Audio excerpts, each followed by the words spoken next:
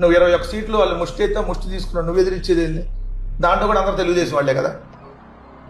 నువ్వు మళ్ళీ మమ్మల్ని ఎదిరించడం అంటే ఏందండి?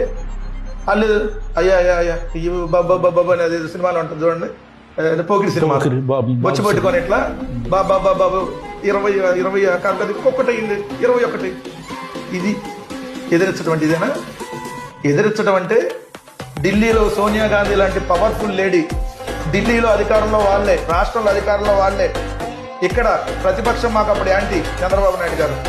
సో ఇక్కడ అధికారం ప్రతిపక్షం కంబైండ్ అయి కుమ్మక్కైనా ఏదైతే ధైర్యంగా ఎంపీ పదవికి రాజీనామా చేసి ఇలా లెటర్ మొహానిసిరేసి మళ్ళీ 5,43,000 ఓట్లతో పార్లమెంట్ లో అడుగు పెట్టినటువంటి అది ఎదిరించడం అంటే, అది మగాడి లక్షణం, ఓ పార్టీ నాయకుడి లక్షణం, నడిపే లక్షణం అంటే.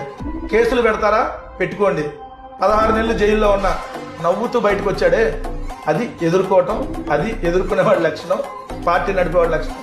ఓడిపోతే ఓడిపోయినాయా, 2014లో అయినా 2024లో అయినా. నేను మాత్రం ఇచ్చినటువంటి హామీలు నేను చెప్పే ఇస్తా మేనిఫెస్టోలో. నేను చెప్పను, ఏదైతే నేను చేయగలిగిందే చెప్తా అని చెప్పి ఓపెన్ గా రైతు రుణాలు మాఫీ చేయలేను, డాక్టర్ రుణాలు మాఫీ చేయలేను అని చెప్పి ఓడిపోయాడు చూడు, అది ఎదుర్కొనేవాడి లక్షణం. అయినా మళ్ళీ సింగిల్ గా పోరాడి నువ్వు 2008లో వచ్చి 2024 దాకా నేను ఏ జెండా మోసావు, ఎప్పుడు మోసావు నీకే గుర్తులేదు, మర్చిపోయావు.